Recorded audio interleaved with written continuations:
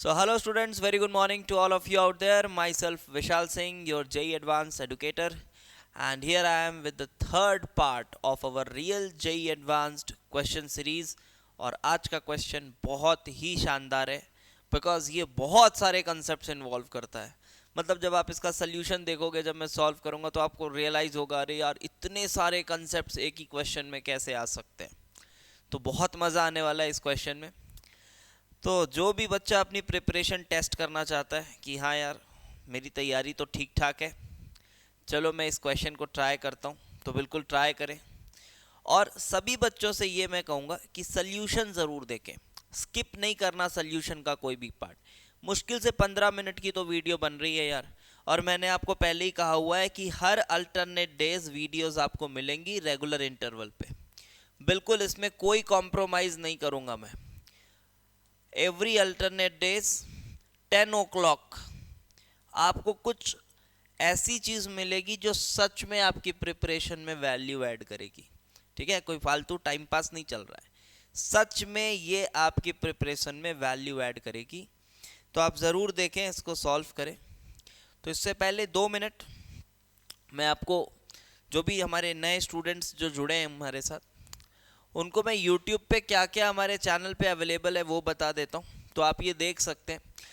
So these are the playlists जो हमने YouTube पे कंप्लीट करा के रखा हुआ है, जो YouTube पे कंप्लीट करा के रखा हुआ है। तो आप ये चैप्टर्स बिल्कुल हमारे साथ अभी YouTube पे कर सकते हैं। अब इसमें जो मैं बहुत ज़्यादा आपको वो कहूँगा कि यार रिकमेंड कर रहा हूँ कि ये चैप्टर मेरे से ज़रूर करना, तो ये पोर्शन है एटॉमिक स्ट्रक्चर। ज़रूर करना इस पोर्शन को, क्योंकि ये बड़ा मिसअंडरस्टूड चैप्टर है, बहुत ही सस्ते तरीके से मार्केट में पढ़ाया जाता है, इसीलिए बच्चों को मज़ा नहीं आता है। बहुत टॉप नॉच लेवल पे पढ़ाया है, देखिएगा। एक्चुअल में जो क्वांटम वाला पार्ट है वो देखिएगा, बहुत मज़ा आएगा, आनंद आएगा आपको पढ़ के। उसके बाद केमिकल बॉन्डिंग देखिएगा, क्योंकि इसमें बहुत कुछ है जो अलग हो सकता है। डिफ्रेंशिएटर्स हैं मतलब इसमें काफ़ी। मोल कंसेप्ट में कोई खास डिफ्रेंशिएटर होता नहीं, फ्लैट सा चैप्टर होता है। तो जैसा आपको हर जगह जो देखने को मिलेगा, बेसिक से डेफिनेशंस हैं, उसी को समझाने का तरीका है कंसेप्चुअली, वो समझाया गया है प्रॉपर तरीके से। केमिकल बॉन्डिंग में आपको कुछ चीज़ें अलग देखने को मिलेंगी, तो ज़रूर देखिए, मज़ा आएगा आपको। देन आइडियल गैसेस में जो मैक्सवेल वाला पोर्शन है, मैक्सवेल बोल्ट्जमैन जो कर्व है, डिस्ट्रीब्यूशन है, वो वाला जो पोर्शन है, टफ पोर्शन है, वो आपको काफ़ी मज़ा आएगा। आइडियल गैसेस में ज़रूर देखिएगा। रियल गैसेस तो पूरा ही मस्त कंसेप्चुअल है, तो हर एक लेक्चर में आप रियल गैसेस के बहुत एकदम बंधा हुआ फील करोगे मेरे साथ, मज़ा आएगा। तो रियल गैसेस भी हाईली रिकमेंडेड है। IUPAC नॉमेनक्लेचर फ्लैट सा चैप्टर है, इसमें कुछ खास अलग देखने को मिलता नहीं है। देन GOC कंप्लीटेड, ये भी आपको बहुत मज़ा आएगा अगर आप पूरे लेक्चर्स प्रॉपरली जिस ऑर्डर में अरेंज्ड है वैसे फॉलो करते हो, तो ये कंप्लीट आपको यूट्यूब पे मिलेगा। केमिकल बॉन्डिंग का बेटा जो MOT वाला पोर्शन है, वो मैंने अपने पेड कोर्सेस में कराया हुआ था ऐप पर, तो वो लेक्चर्स यूट्यूब पर अभी नहीं है। मैं कोशिश करूँगा कि इन लेक्चर्स को भी मैं आपको यूट्यूब पे अवेलेबल करा दूँ, तो केमिकल बॉन्डिंग एक तरह से पूरा ख़त्म हो जाएगा। MOT के कुछ लेक्चर्स हैं वो बचे हुए थे, वो हमारे पेड कोर्सेज में थे। और पेड कोर्सेज फ़िलहाल जो हमारे जो ऐप में चल रहे थे वो ऐप में अनपब्लिश हो चुके हैं। तो बहुत सारे बच्चे अभी भी पूछ रहे हैं, सर वो कोर्सेज़ नहीं दिख रहे हैं, कोर्सेज़ नहीं दिख रहे हैं। तो वहाँ कोर्सेज़ आपको अभी नहीं देखने को मिलेंगे, ना ही वो परचेज़ हो पाएंगे। अब जो हमारे पेड कोर्सेज़ हैं वो अनअकैडमी के ऐप पर आएंगे, तो आप अनअकैडमी का ऐप इंस्टॉल कर सकते हैं, और जब भी मेरे पेड कोर्सेस उसमें आएंगे तो आपको बता दिया जाएगा। ठीक है।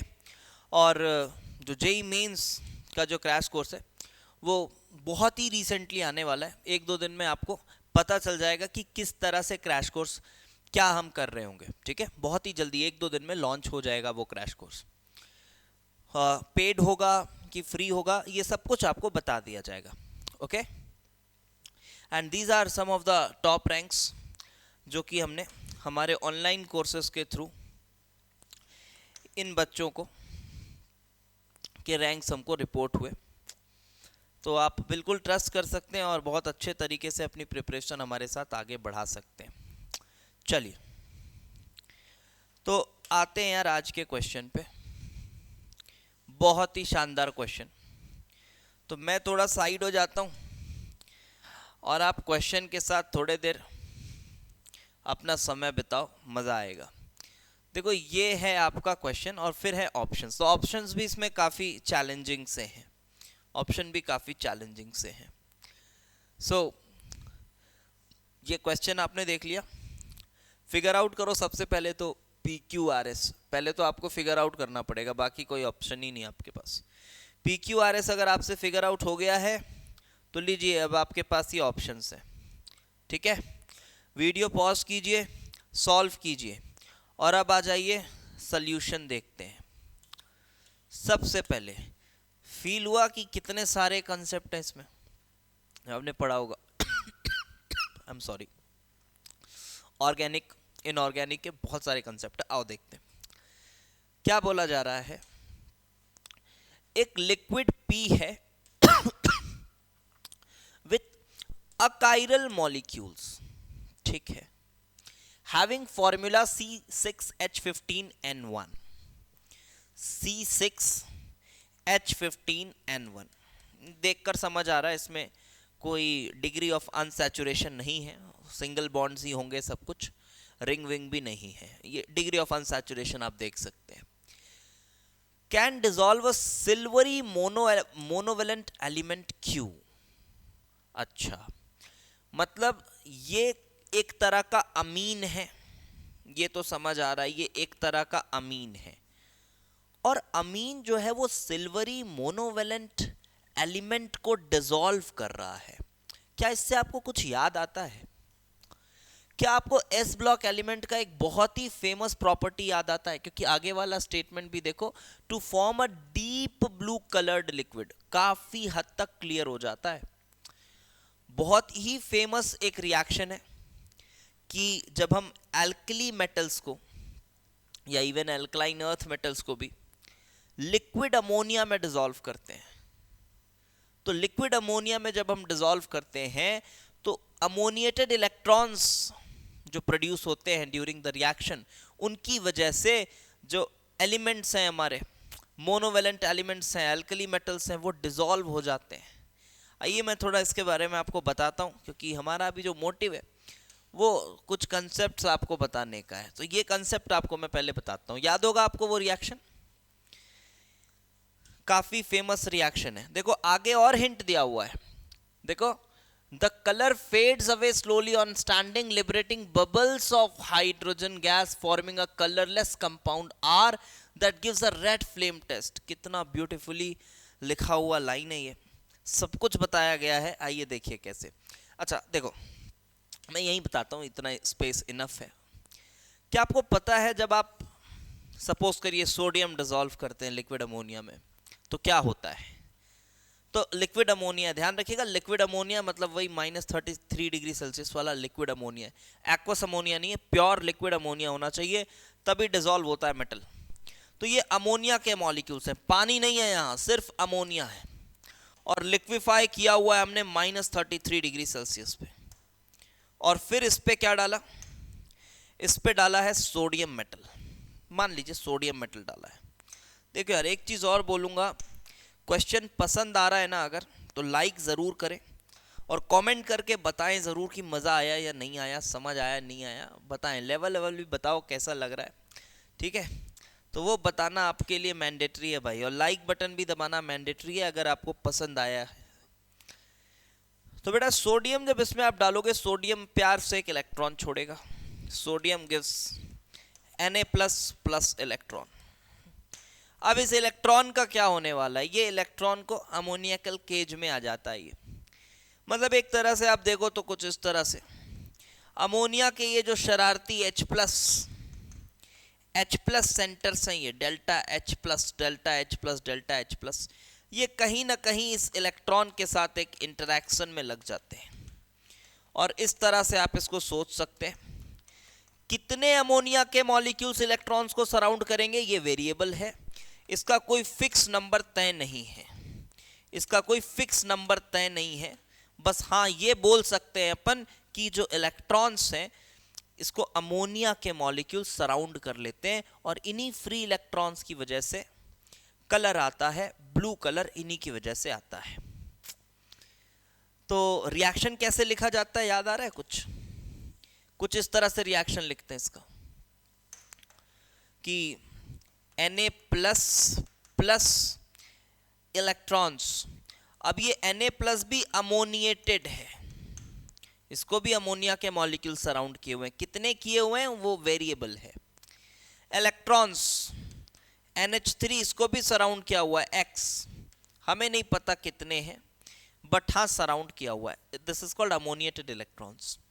ये पढ़ा हुआ कंसेप्ट है, सबने सुना है।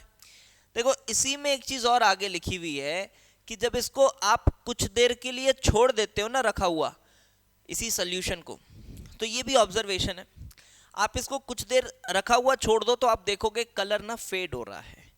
कलर फेड हो रहा है, जी हाँ, कलर फेड होने का मतलब क्या है? These ammoniated electrons are no longer free. Ammoniated electrons ने अपनी व्यवस्था कर ली है, कहीं ना कहीं सेटल हो गए हैं वो। अब वो फ्री नहीं है कि ट्रांजिशन करके या कुछ भी करके कलर प्रोड्यूस करें, अब वो फ्री नहीं है। और एक लाइन और लिखी हुई है कि वो हाइड्रोजन के बबल्स देने लगते हैं। आइए बताता हूं कैसे होता है। आइए बताता हूं कैसे होता है। देखो आप इसको ध्यान से देखो, ये दिख रहा है NH3 प्लस, तो ये इंटरैक्शन हो रही है डेल्टा प्लस के साथ इसका। अब रखे रखे क्या होगा, इस इंटरैक्शन को थोड़ा सीरियसली लो आप। अगर आप इस इंटरैक्शन को सीरियसली लेते हो बेटा तो H प्लस इलेक्ट्रॉन ये कंबाइन होंगे तो इलेक्ट्रॉन्स ये वाले वापस इधर गिर जाएंगे। तो इससे क्या हुआ, इससे NH2 माइनस बना प्लस एक H एटॉमिक हाइड्रोजन निकल गया। ये इलेक्ट्रॉन H प्लस के साथ इंटरैक्ट करके एटॉमिक हाइड्रोजन बना लिया। अब इसी का अगर आप 2 यूनिट ले लो तो 2 यूनिट ये बनेगा और हाइड्रोजन गैस बन के निकल जाएगी। बात समझ आई? ये हाइड्रोजन गैस बन के निकल जाएगी। H डॉट इसी तरह से 2 बनेंगे और H2 बन के उड़ जाएंगे। इसीलिए रखे रखे यहां से फिर बबल्स आने लगते हैं हाइड्रोजन के। और देखो आप जो इलेक्ट्रॉन्स थे ammoniated electrons, now they are no longer free. अब वो इलेक्ट्रॉन्स फ्री नहीं है तो कलर भी नहीं रहेगा। तो ये है कहानी।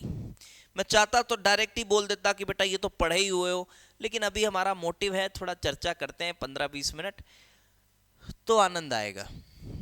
ठीक है, अब ये बोल रहा है कलरलेस कंपाउंड आर। अब यहां सोडियम तो कंफर्म नहीं है ना, ये तो मैं सोडियम बस ऐसी फॉर एग्जाम्पल लिख रहा हूं, क्योंकि मोनोवेलेंट एटम मतलब ठीक है एल्कली मेटल होगा, लेकिन सिर्फ सोडियम ही थोड़ी ना सिल्वरी मोनोवेलेंट है, वो तो बाकी भी सिल्वरी मोनोवेलेंट, पोटेशियम भी वैसे ही दिखता है, लिथियम भी वैसे ही दिखता है, सब वैसे ही दिखते हैं। तो इसका अंदाजा हमें लगेगा यहां से। ये लो एक और कंसेप्ट आ गया, फ्लेम टेस्ट। तो अगर आप देखेंगे कि रेड फ्लेम टेस्ट कौन देता है, तो लिथियम है जो रेड फ्लेम टेस्ट देता है, क्रिम्सन रेड है शायद। तो रेड फ्लेम टेस्ट किसका होता है? लिथियम का होता है। सोडियम तो वो येलो फ्लेम वाला टेस्ट है ना इसका। तो क्या यहां तक कुछ बातें क्लियर हुई? सर पी तो पता ही नहीं चला है, सर अभी पी का तो कुछ पता ही नहीं चला है, पी क्या है? ठीक है ना, कोई बात नहीं, पी पे आते हैं। फॉर्मूला पता है, अकाइरल है ये पता है, अमीन है ये पता है, बाकी आएंगे आगे देखते हैं क्या है।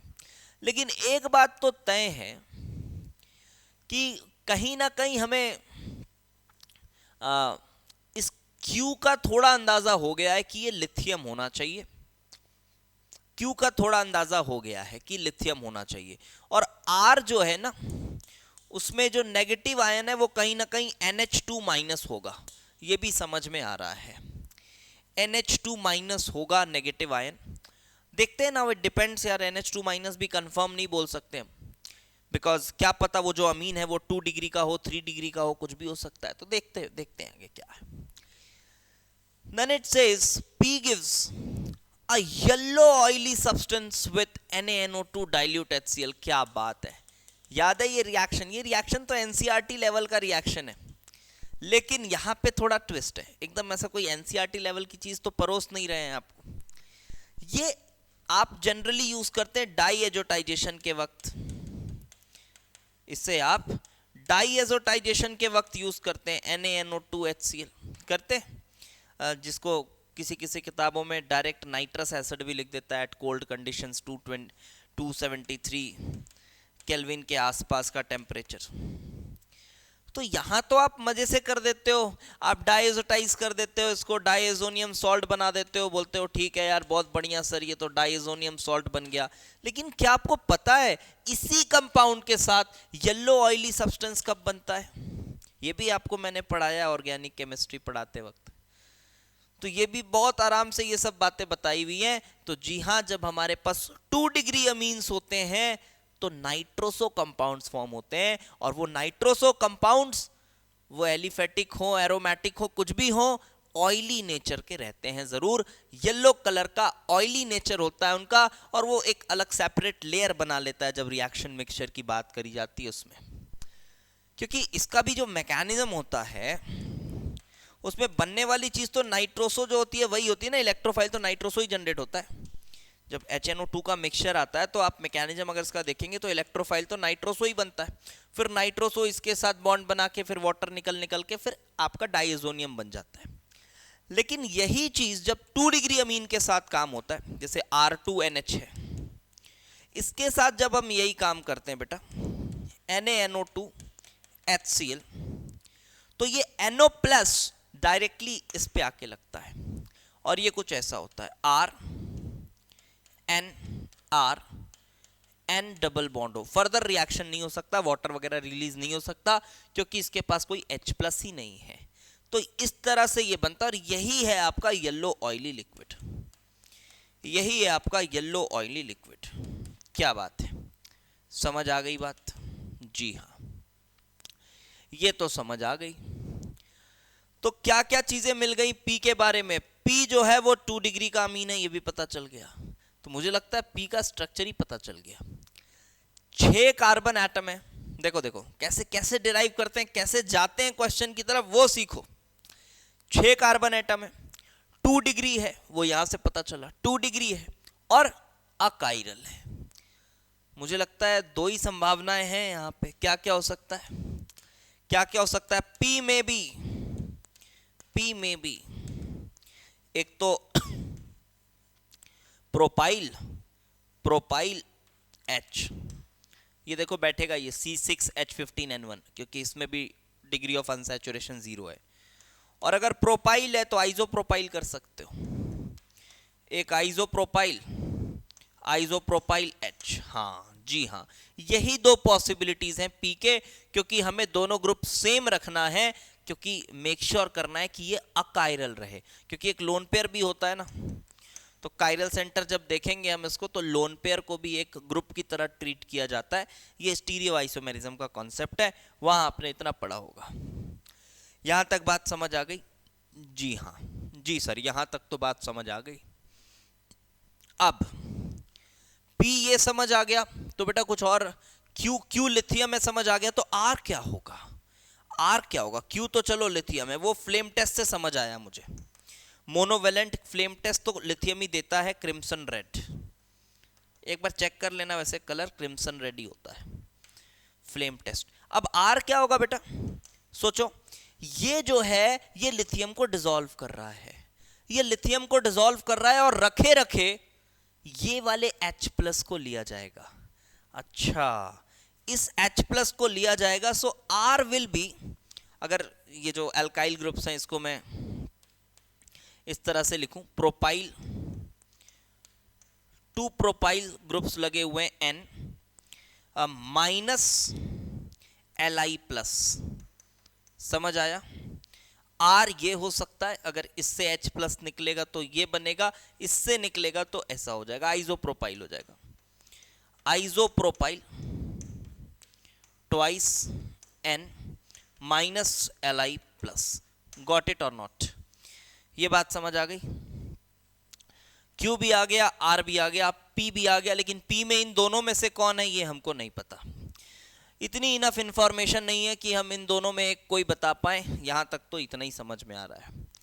उसके बाद R को ऐड किया गया है dropwise to a solution of methyl vinyl ketone followed by mild acidification. अब यहां टेस्ट होगा तगड़ा रिएक्शन मैकेनिज्म, बढ़िया रिएक्शन मैकेनिज्म टेस्ट होगा, 2-4 कंसेप्ट और लगेंगे।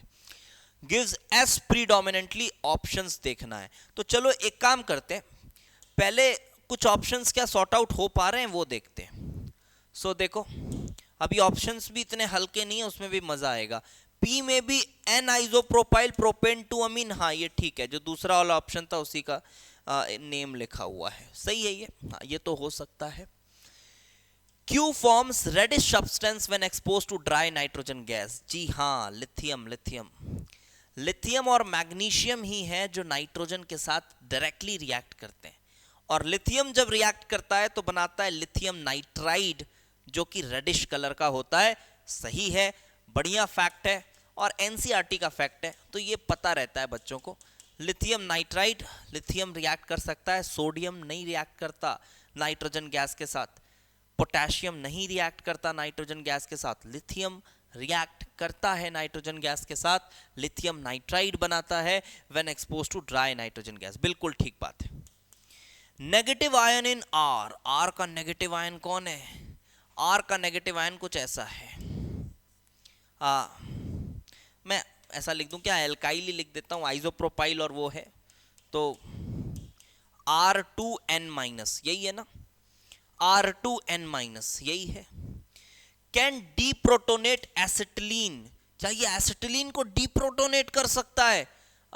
एसिटिलीन को अगर आप देखें, अब ये देखो यहां लग गया जीओसी का एसिड बेस का कॉन्सेप्ट, यहां लग गया जीओसी का एसिड बेस का कंसेप्ट, ठीक है, तो क्या ये डीप्रोटोनेशन पॉसिबल है? अरे ऑब्वियसली पॉसिबल है।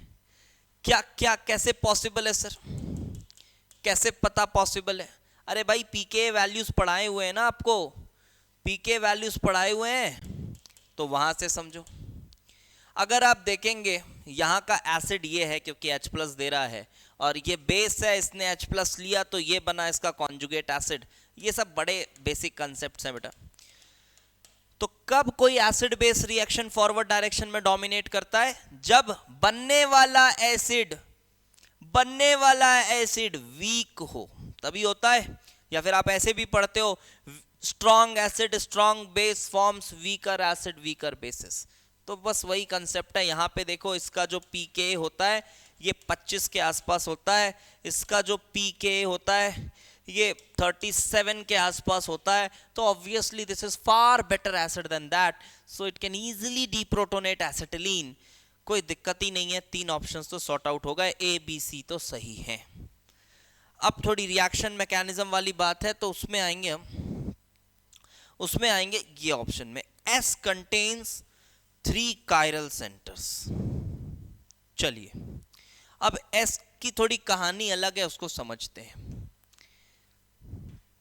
ये बोला जा रहा है कि R है जो कि फिलहाल आप मान लो बेस है, ठीक है, N- मतलब बेस है, उसको ड्रॉप वाइज डाला गया मिथाइल विनाइल कीटोन में। किस में डाला गया? मिथाइल विनाइल कीटोन में, followed by mild acidification to give S predominantly. आइए देखिए यहां पे थोड़ा मजा आएगा। तो methyl vinyl ketone,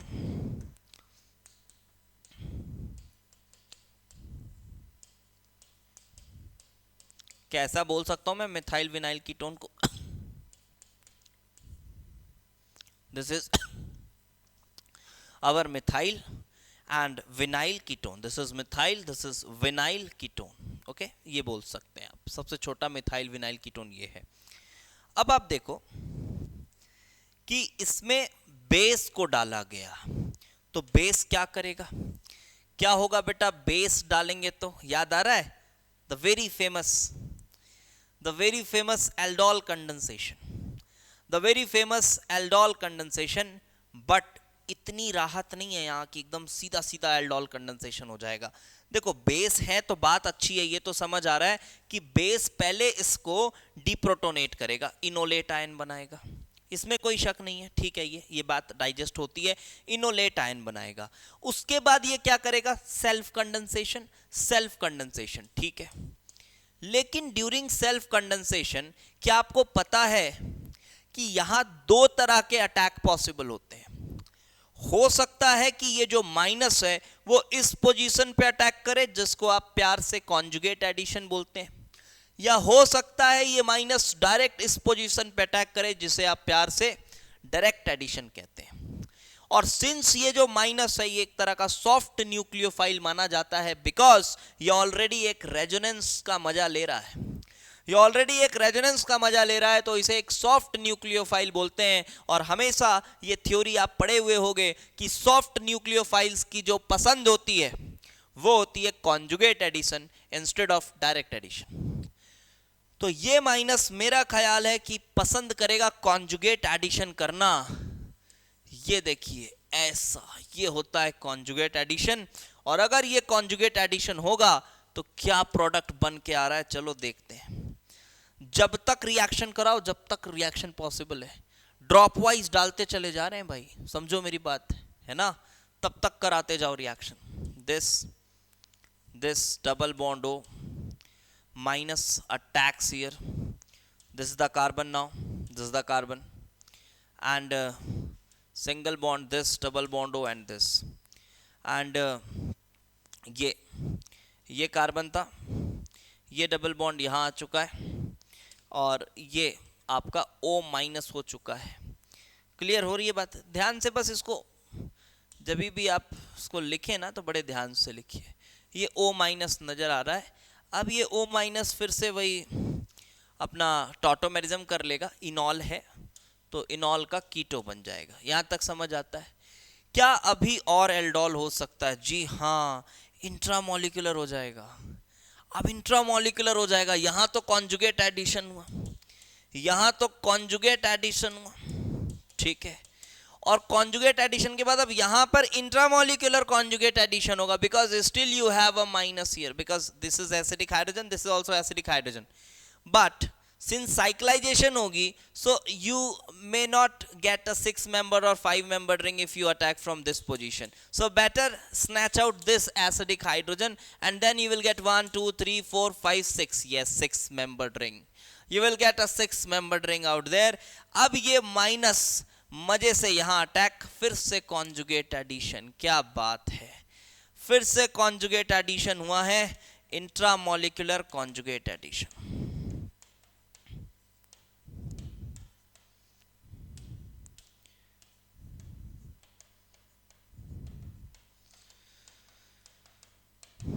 intramolecular conjugate addition. तो यार 6 मेंबर की रिंग बनी है, थोड़ा बनाते हैं कैसे बना है, क्या बना है। 6 मेंबर की रिंग बनी, COCH3 बाहर है, COCH3 बाहर है, और यहाँ पे अटैक हुआ, ये कार्बन है, देखो ये कार्बन है जिसमें COCH3 है, इसने अटैक किया, इसने अटैक कार्बन पे, इस कार्बन पे, और फिर ये वाला कार्बन हुआ, ये फिर एक दो इस कार्बन पे C डबल बॉन्ड O है, क्योंकि ये इनॉल बनेगा और इनॉल वापस फिर वो कीटो हो जाएगा, तो ये C डबल बॉन्ड O है। क्या यहाँ तक बात समझ आ गई? क्या सर अभी और पॉसिबल है क्या? अरे बिल्कुल पॉसिबल है, अरे और पॉसिबल है, क्यों नहीं हो सकता ये पॉसिबल, क्यों नहीं हो सकता पॉसिबल। अब क्या होगा, अभी भी देखो 2 कीटोन्स पड़े हुए हैं, तो अभी भी इंट्रामोलिकुलर एल्डोल तो चलेगा ही चलेगा। मजे की बात यह है अब कॉन्जुगेट एडिशन का कोई स्कोप नहीं बचा, तो अब कॉन्जुगेट एडिशन नहीं होगा, अब एक एल्डोल कंडेंसेशन हो जाएगा। अब एल्डोल कंडेंसेशन हो जाएगा, सर कहां से H निकाले, कहां अटैक करें? तो देखो ये भी कीटोन है, ये भी कीटोन है। अब यहाँ क्या कंसेप्ट है, ये भी कीटोन है, ये भी कीटोन है। अब आपको पता है कि जब एल्डिहाइड होता है और कीटोन होता है तो आप प्रेफरेबली एल्डिहाइड पे न्यूक्लियोफिलिक एडिशन कराते हो, यही पढ़े हो, एल्डिहाइड पे न्यूक्लियोफिलिक एडिशन कराते हो because of the steric reasons obviously.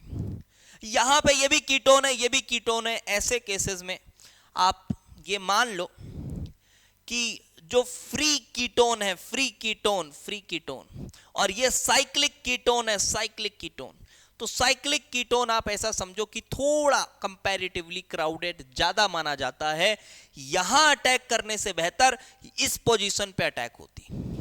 अगर दोनों कीटोन्स हैं तो आप ये देखो कि साइक्लिक वाले की क्राउडिंग आप थोड़ी ज्यादा मानिए, लॉक्ड स्ट्रक्चर होता है, ये फ्री स्ट्रक्चर होता है, रोटेशन भी फ्री होता है, यहां पे अटैक ज्यादा फीजिबल होगा compare to this.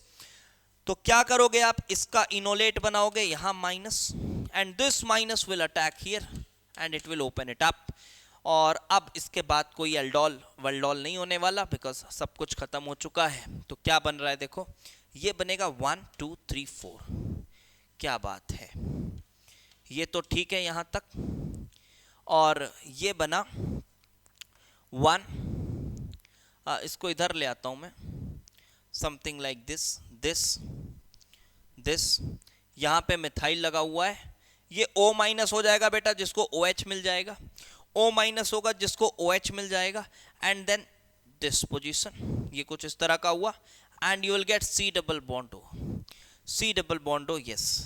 So this is your final product. मैं इसको थोड़ा ढंग से लिख के दिखा देता हूं आपको, ऑल्दो ये समझ आ रहा होगा, इसमें कोई दिक्कत वाली बात नहीं है, ये समझ आ रहा होगा। कुछ बच्चे जो भी नए नए एडवांस प्रॉब्लम कर रहे होते हैं उनको थोड़ी समस्या होती है, ये सब कभी देखे नहीं होते हैं तो परेशानी होती है थोड़ी।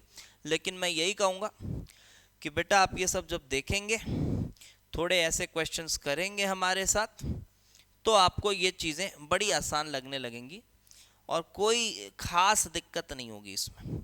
मैं थोड़ा क्लियरली बना दिया मैंने। तो ये आपका है फाइनली S, इसके बाद और कोई रिएक्शन नहीं होने वाला। This is our S। पूछा गया था कि कितने कायरल सेंटर्स हैं S में, यही था ऑप्शन शायद, कि कितने कायरल सेंटर्स हैं S में। तो चलिए गिनते हैं कितने कायरल सेंटर्स हैं। तो देखा जाए तो ये कायरल है, हाँ है बिल्कुल, ये अलग रास्ता और ये अलग रास्ता कायरल है। क्या ये कायरल है? बिल्कुल कायरल है। अलग रास्ता अलग रास्ता अलग रास्ता, क्या ये भी कायरल है?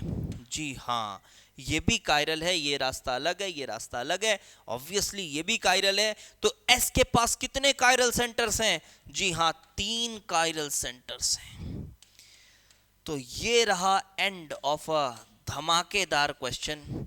जो भी बच्चा आधे घंटे तक इसको देखा होगा सॉल्यूशन को, मज़ा आया होगा और पक्की बात है कि सीखने को बहुत कुछ मिला होगा।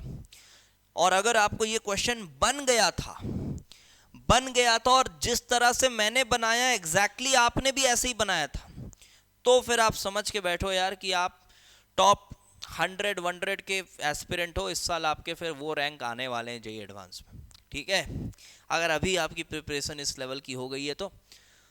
और अगर नहीं बना है तो ये नहीं सोचने का कि नहीं आ सकता हमारा रैंक, बिल्कुल आ सकता है। बस पढ़ते जाओ इस तरह की चीज़ें, ढंग के टीचर के साथ पढ़ते जाओ, सीखते जाओ, आगे बढ़ते जाओ, जो बताया जाए प्रॉपर गाइडेंस जो दी जाए वो करते जाओ, सब बढ़िया होगा फिर, ठीक है। तो बिल्कुल अगर आपको वीडियो पसंद आती है तो शेयर भी करिएगा आप, ठीक है। जितने ज़्यादा आप ग्रुप्स वगैरह में जुड़े हुए होंगे उनके साथ शेयर ज़रूर किया करो, लाइक का बटन दबा दिया करना है, और अपनी जो भी राय है उसे कमेंट सेक्शन में छोड़ के जानी है, ठीक। चलो, थैंक्स फॉर वॉचिंग।